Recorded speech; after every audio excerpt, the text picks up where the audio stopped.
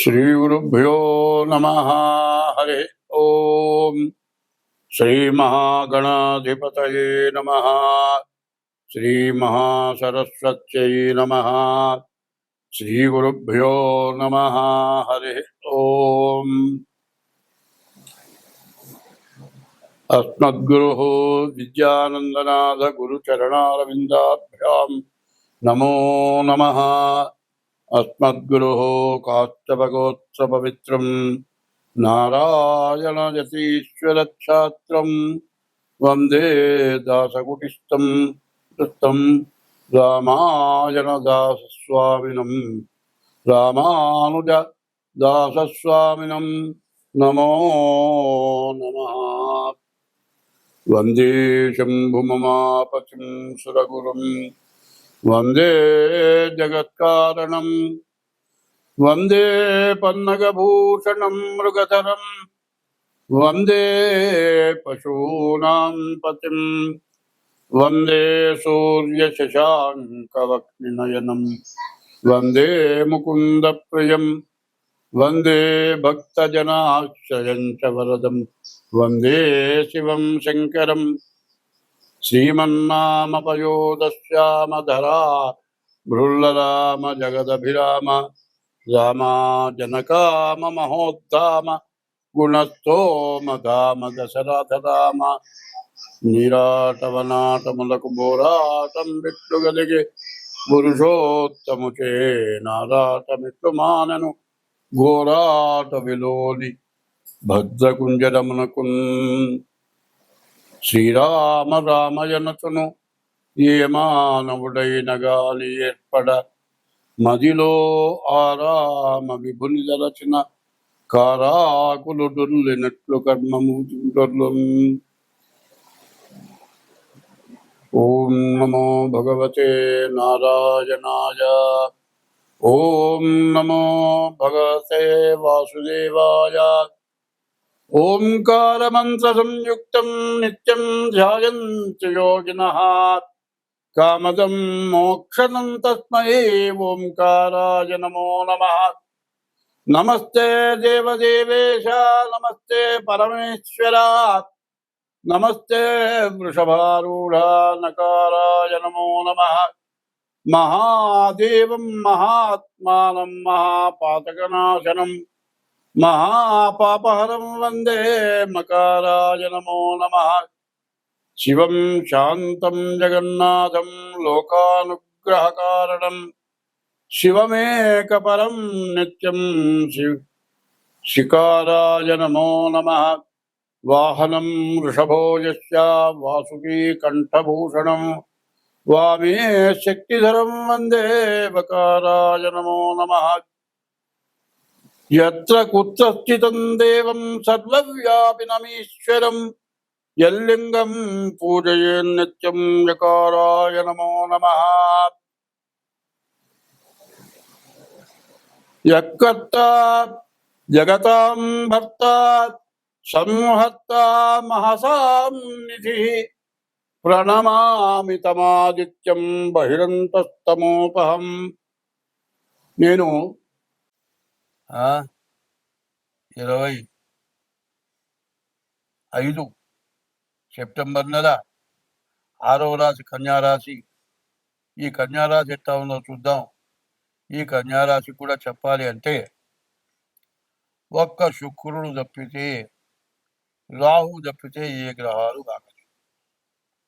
మరి మీకు రావాల్సిన డబ్బులు వస్తాయి, మీ తల్లిదండ్రులు ఎక్కడో ఇచ్చుంటే వస్తాయి, మీ ఆస్తులు ఏదైనా ఆక్రమించుకొని ఉంటే మీ ఆస్తులు మీ స్వాధీనం అవుతాయి, మంచి భార్య వస్తుంది, వివాహం జరుగుతుంది, అత్తగారి దగ్గర నుంచి కూడా బాగా కలిసి వస్తుంది. ఇవన్నీ కూడా చాలా బాగున్నది. కానీ అగ్నికి ఆద్యం పోసినట్లు కుజుడు బాగా లేకపోవటం చేత విపరీతమైన అనారోగ్యాలు సమస్యలు. ఈ టైంలో శని కుజులు సమసప్తకంలో ఉండటం చేత నీటి కాలుష్యం, తలకాయ తడిసి వానలో తిరిగి జలుబు చేసి జలుబు దగ్గు జ్వరం ఇవి బాగా ఎక్కువై కొంతమందికి నెమ్ము రోగం ఉండేటట్లయితే ఇస్నోఫిలియా కానీ, ఈఎస్ఆర్ కానీ, సైనస్ కానీ ఇట్లాంటివి ఉన్నవాళ్ళు ఎవరైనా ఉంటే చాలా జాగ్రత్త పడాలి. మంచి వాళ్ళకు కూడా జలుబు చేసి ఇబ్బంది పడే సమయం కాబట్టి ఇది సెప్టెంబర్ 13 దాకా ఈ కుజుడు మారడు. సెప్టెంబర్ 13కి కుజుడు మారతాడు.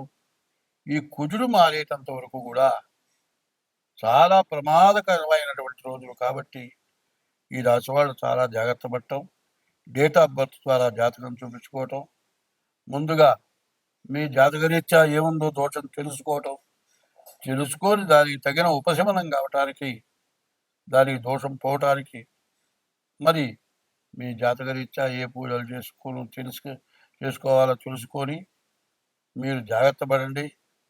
మీరు అన్ని విధాలా బాగుంటారు. కానీ ఒక్క విషయం మాత్రం చెబుతూ ఉన్నాను, చెడు టైములో ఉన్నది మొత్తం పోగొట్టుకోవడం మంచిదా? సంపాదించకపోతే మానే ఉప్పు కారం వేసుకొని తిన్నా ఉన్నది పోగొట్టుకోకుండా ఉంటే చాలా సుఖ సంతోషాలతో ఉంటారు. ఎందుకంటే ఒకడు 60 సంవత్సరాల దాకా కొన్ని కోట్లు సంపాదించాడు. 60 సంవత్సరాలు వచ్చిన తర్వాత ఇట్లాంటి టైం వచ్చింది, మొత్తం పోయింది, ఉండటానికి ఇల్లు లేదు, కేర్ ఆఫ్ ఫుట్పాత్. ఆ పరిస్థితుల్లో 60 ఏళ్ళ వాడు మళ్ళీ సంపాదిస్తాడా? ఏమన్నా చేయగలుగుతాడా?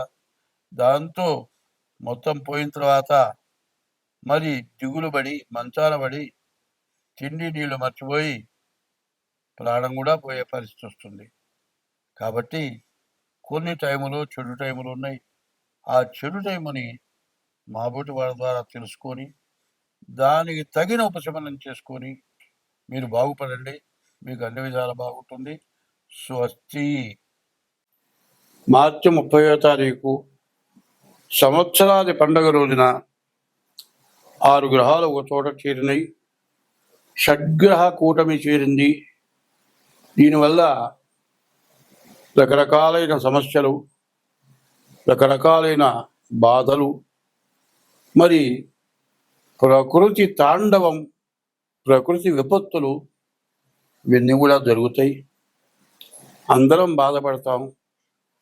ఇదంతా ఎందుకు జరుగుతుంది అంటే ఒకప్పుడు పుణ్యమే ఎక్కువగా ఉండేది. పాపం హరించడానికి అన్నదానం చేసేవాళ్ళు. ప్రతి ఇంటి ముందు కూడా ఒక అరుగు, అక్కడ ఒక చెట్టు, బాగా చెట్టు పెరిగి ఆ అరుగు మీద కూర్చున్న వాళ్ళకి నీడనిచ్చేది. అటువంటి అరుగులు ఎందుకు వేసేవాళ్ళంటే మధ్యాహ్నం తను భోజనం చేసే టైంకి ఎవరైనా అతిథి వస్తే ఆయన శ్రీ మహావిష్ణువుతో సమానమని, ఎవరైనా వస్తారేమో అని ఎదురు చూసి గృహస్థ అయినటువంటి వాడు, గృహస్థ అంటే వివాహం చేసుకొని భార్య పిల్లలతో ఉన్నటువంటి వాడిని గృహస్థు అంటారు. అటువంటి గృహస్థు కనీసం వాకిట్లోకి వెళ్ళి చూచి ఆ అరుగు మీద ఎవరన్నా కూర్చున్నారేమో చూచి, ప్రతి వాళ్ళు కూడా పూర్వం పల్లెటూళ్ళల్లో కానీ బస్తీలో కానీ ఇంటి ముందు సింహద్వారానికి బయట గేటుకి ఈ పక్క ఆ పక్క అరుగు, ఈ పక్క ఆ పక్క ఒక చెట్టు ఉండేది. అయితే గృహస్థైనటువంటి వాడు ఎప్పుడు కూడా ఎవరికైనా పెట్టి తను తినాలి. మరి ఎవరు దొరకబోతే మూగ జీవాలు ఉన్నాయి, కుక్కలు, ఆవులు, మరి సాత్విక జీవరాశులు.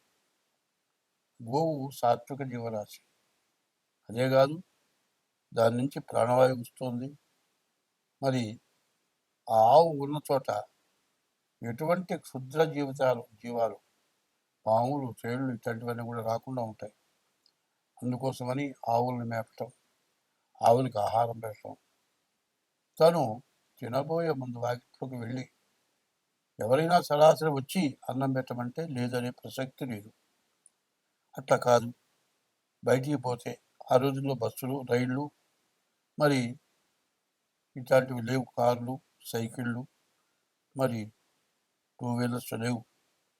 ఒక ఊరి నుంచి ఒక ఊరికి నడిచి ప్రయాణం చేసేవాళ్ళు. అట్లా వస్తూ ఉండగా మరి 20 కిలోమీటర్లు, 30 కిలోమీటర్లు బయలుదేరి నడిచి ఒక ఊరి నుంచి ఒక ఊరికి వెళ్ళేవాడు. మరి అన్నం మూట కట్టుకొచ్చుకుంది మధ్యలోనే అయిపోతుంది. మళ్ళీ కొంత దూరం వెళ్ళేవాడికి ఆకలి అవుతుంది. నడవడం మీద ఇంకా ఆకలి పెరుగుతుంది. చివరికి ఎక్కడన్నా కాస్త మంచినీళ్ళు తాగి ఎవరి వాకిట ముందు అరుగు మీద కూర్చుంటే ఆ గృహస్థ అయిన వాడు చూసి, నాయన ఎక్కడికి పోతున్నావు, అన్నం తిన్నావా అని అడిగి పిలిచి అన్నం పెట్టేవాడు. అది ఎందుకు అనేది కొద్దిగా తెలియాలి. అన్నదానాన్ని మించిన దానం లేదు. తల్లిదండ్రుల కంటే మించిన దైవం లేదు. సత్యము, శీలత, ధర్మము, వీటిని మించినటువంటి ధర్మాలు లేవు.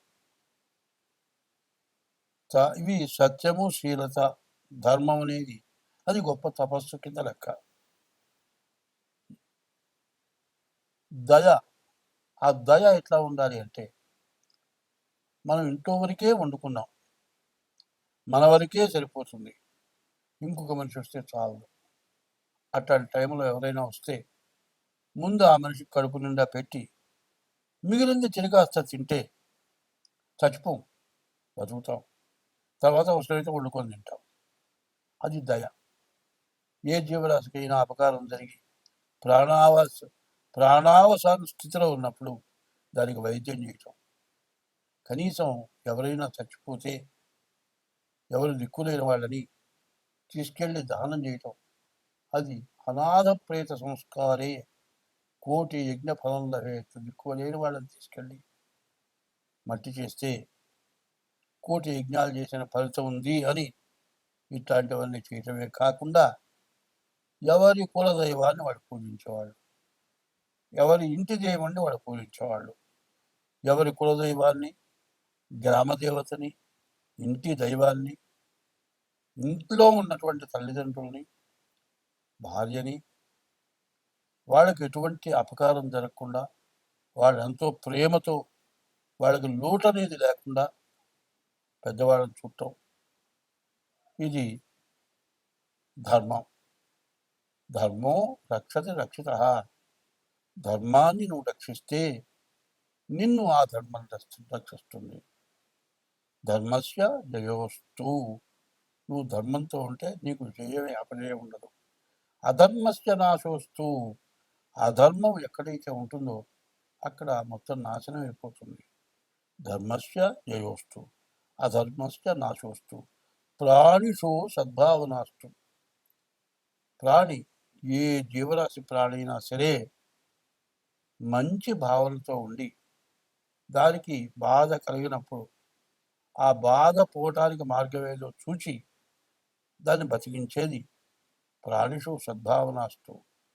విశ్వస్య కళ్యాణమస్తు. విశ్వం అంటే ప్రపంచం మొత్తం. విశ్వస్య కళ్యాణమస్తు అని చెప్పింది. అది అందరూ కూడా పాటించేవాళ్ళు. ఇప్పటికి దాదాపు మాకు ఊహ తెలిసేపటికి, నాకు ఇవాళ 82 సంవత్సరాల వయస్సు. నాకు ఊహ తెలిసే రోజుల్లో అటువంటి సత్య ధర్మాల కట్టుబడి ఉన్నారు. అట్లా ఉన్నారని తెలియటానికి కారణం ఏంటంటే,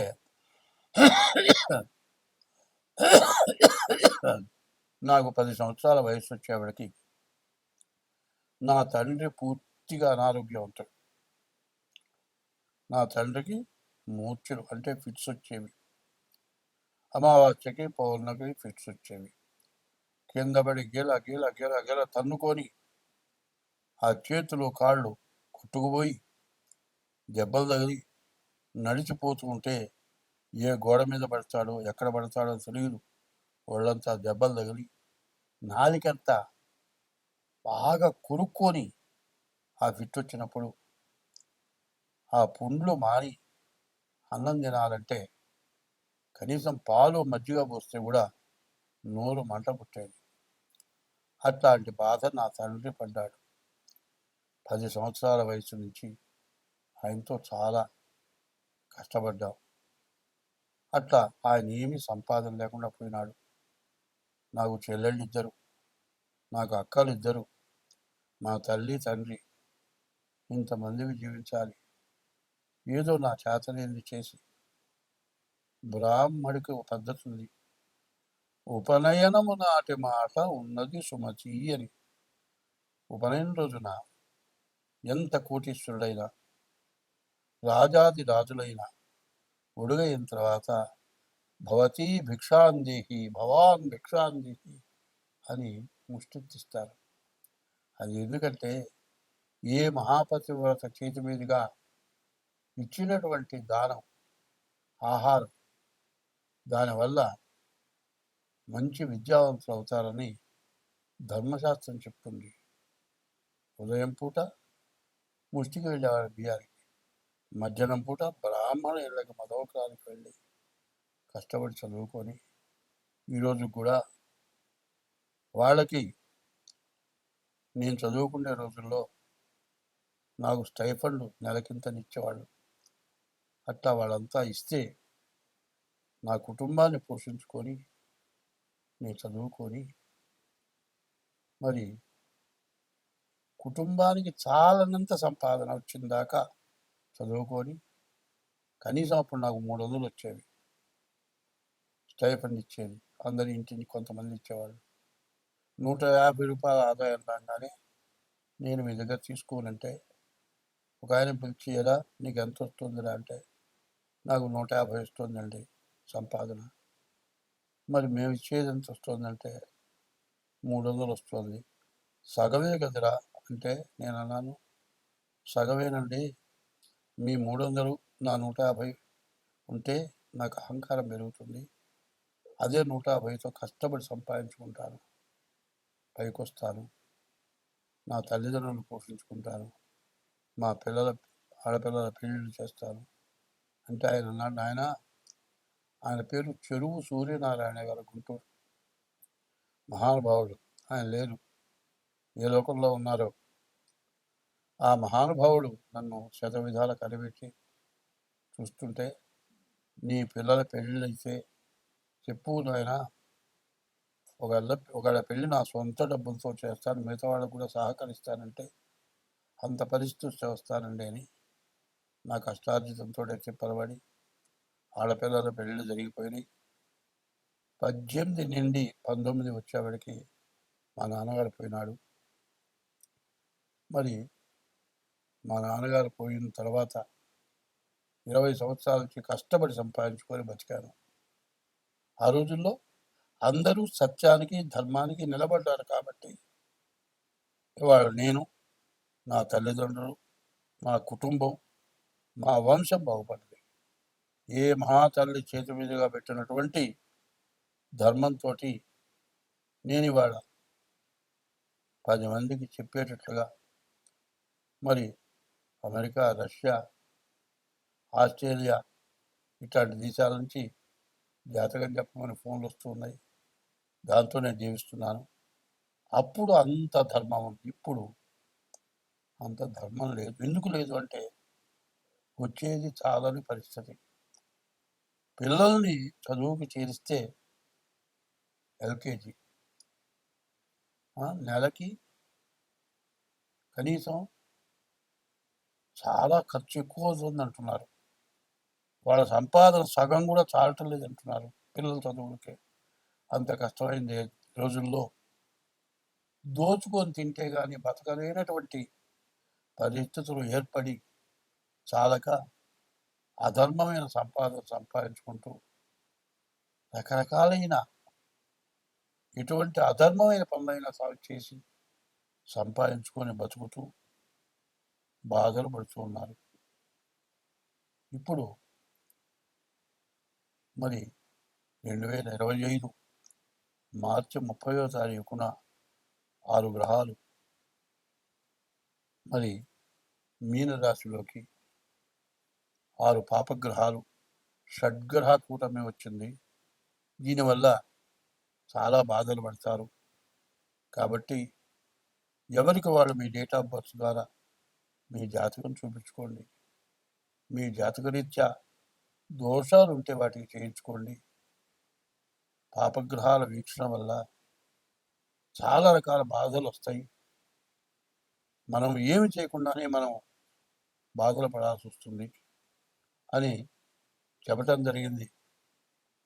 అట్లా చెబితే కూడా కొంతమంది విమర్శించడం జరిగింది.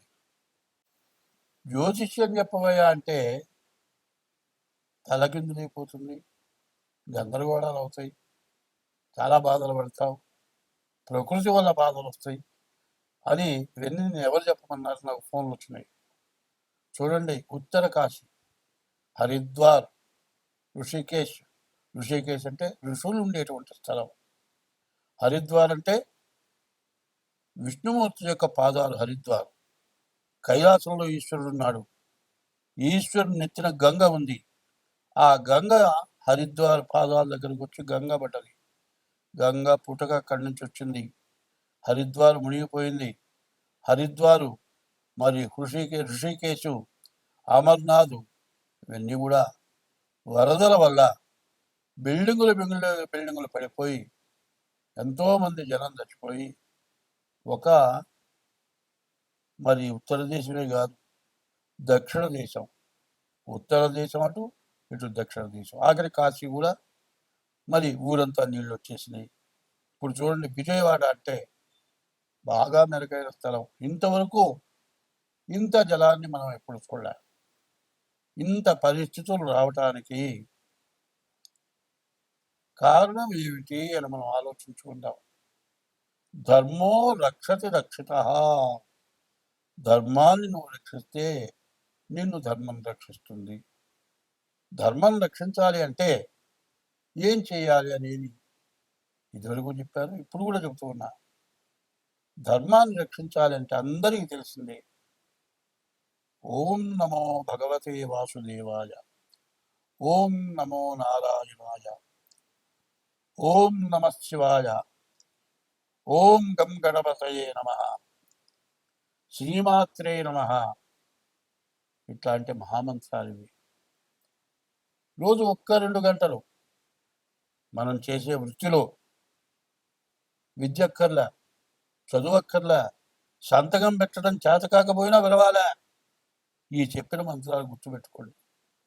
రోజు 2 గంటల పాటు మనం చేస్తే ఈ ఉపద్రవాలు, బిల్డింగులు కొట్టుకుపోయినాయి, జనంలో దాంట్లో పడిపోయినారు, శవాలు దొరకలేదు, కనీసం ఎవరు చచ్చిపోయినారో ఎవరు బతుకున్నారో తెలియనటువంటి పరిస్థితికి వచ్చాము. ఇవన్నీ రావటానికి కారణం ఏమిటంటే కన్యారాశిలో కుజుడు, మీనరాశిలో శని, వక్రించిన శని. శని కుజులు సమసప్తకం అన్నారు. ఈ సమసప్తకంలో ఉండటం చేత ఇటువంటి ఉపద్రవాలని వచ్చి ఈ పాపగ్రహాల వల్ల మనకు అనేక సమస్యలు, అనేక రకమైన బాధలు. మరి ఇది సెప్టెంబర్ 13 వరకు కుజుడు కన్యలో ఉంటాడు. సెప్టెంబర్ 13కి కన్య నుంచి తులకి కుజుడు వస్తాడు. అంతవరకు సరే. ఈ నీరు కొత్త నీరు వచ్చింది. మరి నీరంతా చెట్లు చావలు అన్నీ కూడా మునిగిపోయినాయి, అన్నీ మునిగెత్తిపోయినాయి, అన్నీ కుళ్ళిపోయినాయి, రకరకాలైన జీవరాశులు ఉద్భవించినాయి. నీరంతా కలుషితమైపోయింది, తాగే నీరు కాలుష్యమైపోయింది, తినడానికి ఆఖరికి కూరగాయలు లేవు. ఎంత కష్టాల్లో మనం ఉన్నాం. ఒక్కసారి నమస్కారం చేసి చెబుతున్నాను, నన్ను విమర్శించబాకండి, బాగా ఆలోచించండి. ఎందుకంటే ఈ సమసప్తమంలో శని కుజులు ఉండటం చేత ఇట్లాంటి బాధలు, విపరీతమైన బాధలు వచ్చినాయి. దీన్ని నేనే కాదు, చాలామంది పెద్దవాళ్ళు చెప్పారు. అది ఇప్పుడున్న పరిస్థితి ఏమిటంటే ఎవరికి వాళ్ళు తెల్లవారు లేవగానే బ్రతుకు కోసం, జీవనాధారం కోసం ఎవరి వృత్తి వాళ్ళ చేతుల్లోనే తయారైపోయినారు. పిల్లల చదువు, అంతులేని విపరీతమైన చదువు. చదువు పూర్తయిన దాకా బాధ, చదువైన తర్వాత ఉద్యోగం కోసం బాధ, ఉద్యోగం వచ్చిన తర్వాత వివాహం దగ్గర బాధ, అన్నీ బాధలే తయారైపోయినాయి. ఈ బాధల్లో పడి ఏమి మర్చిపోకూడదో అది మర్చిపోయినాం. దైవాన్ని ఎప్పుడూ ప్రార్థించాలి. హనుమాన్ చాలీసా ఉంది, తులసీదాస్ గారు రాశాడు. రోజుకి 11 సార్లు చొప్పున 40 రోజులు హనుమాన్ చాలీసా చేస్తే మీరు ఏది కోరుకుంటారో అది అవుతుందని చెప్పండి. మరి ఇట్లాంటి సమయంలో కాదు, హనుమాన్ చాలీసా ఒక్కళ్ళు కూర్చొని రోజు 11 సార్లు చేయొచ్చు. ఓం నమో భగవతే వాసుదేవాయ, ఓం నమో నారాయణాయ, ఓం నమ శివాయ, శ్రీమాత్రే నమ, ఓం గం గణపతయే నమ. ఇట్లా మరి విష్ణు సహస్రంలో హరే రామ రామ రామ హరే హరే, హరే కృష్ణ కృష్ణ కృష్ణ హరే హరే ఇది షోడశనామాని కలి కల్మషనాశనం. హరేర్నామ హరేర్నామైవ కేవలం కలవు నాస్త్యేవ గతిరన్యత అనేవన్నీ చెప్పున్నాయి. ఇప్పుడు ఈ చెప్పిందంతా ఒక్కసారి విని వదలతో 1కి 10 సార్లు వినండి. నేను చెప్పిన ఈ మంత్రాలని అక్షరాలు రాని వాళ్ళు వచ్చిన వాళ్ళ దగ్గర కాగితం మీద రాయించుకొని, అక్షరం వచ్చిన వాళ్ళకంటే అక్షరం రాని వాళ్ళు చాలా జ్ఞానం ఉన్న వాళ్ళు ఉన్నారు. పూర్వజన్మ స్మృతంతో జ్ఞానం కలిగి ఉన్నారు. మరి అందరూ కూడా ఈ భగవంతుడి యొక్క నామస్మరణ చేయటం, హరి అచ్యుత అనంత గోవింద నారాయణ హరి, ఈ నామాలు చాలా విశేషమైన నామాలు. మా పెద్దవాళ్ళు ఎప్పుడూ స్మరణ చేసేవాళ్ళు. రామతారక మహామంత్రం ఉంది, ఆంజనేయ మహామంత్రం ఉంది. ఇవన్నీ గురువు దగ్గర ఉపదేశం చేసుకొని మేమంతా అనుష్ఠానం చేశాం. ఇప్పుడైనా ఎవరి పని వాళ్ళు చేసుకోండి. కనీసం తెల్లవారుజామున 1 గంట ముందు, సూర్యోదయానికి ముందు లేవండి. నేను చెప్పిన మంత్రాల్లో మీకు ఇష్టమైన మంత్రం 1-2 గంటలు స్మరించండి. కళ్ళు మూసుకొని 2 ఆలోచనలు లేకుండా చేయండి. మనకున్నటువంటి మరి సెప్టెంబర్ 13 దాకా ఈ వరదలు పెరిగిపోయి ఇప్పుడు ఇండియా అయిపోయింది, పాకిస్తాన్ కొట్టుకుపోతుంది అంటున్నారు. ప్రపంచ దేశాలని కూడా అల్లకల్లోలమయ్యే పరిస్థితులు కనబడుతున్నాయి. కాబట్టి అందరం బాగుండాలి, శత్రువుని మంచిగా చూడాలి. ఒక మాట చెప్పింది, ఉపకారికి ఉపకారము విపరీతముగా దుసేయ వివరింపంగా, అపకారికి ఉపకారము నెపమెన్నక చేయువాడు నేర్పరి సుమతి అనుంది. అట్లా చేయటం. తర్వాత మృతియును జీవనంబునివి మేదిని లోపల జీవకోటికి సతతము సంభవించు సహజం విధి. చోర హుతాశ సర్ప సంహతులను దప్పి ఆగటను పంచతనందడి అట్టి జీవుడున్ వేతలను పూర్వపుణ్య బల వేదనలొందుచుకుందునిప్పుడు.